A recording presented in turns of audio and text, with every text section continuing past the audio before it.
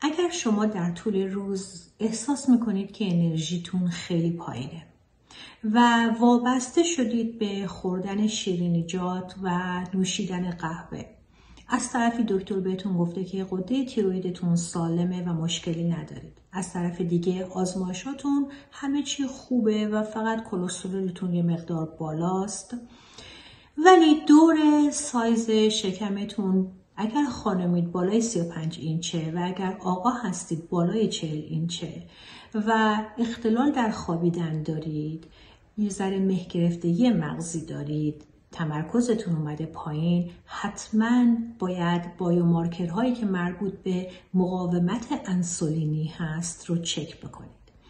4 تا بایومارکر رو امروز من بهتون میگم، حتما از دکتر معالجتون بخواین که اینها رو چک بکنن و اگر دکتری نداشتید به من بگید، من حتما کیت براتون میفرستم به خونتون و شما این کار رو میتونید در خونه انجام بدید. یکی از اونها فاستینگ انسولینه، باید بین نیم تا 1.9 باشه. دومیش هموگلوبین A1C هست که باید کمتر از 57 باشه. سومیش اورال گلوکوز تالرنس، این هم باید کمتر از 140 و آخریش که خیلی مهمه هوما IR سکور هست، یعنی در حقیقت فاستینگ انسولین و فاستینگ پلاسما گلوکوز شما رو با یه ریشیویی چک میکنن که این باید حتما کمتر از 1 باشه.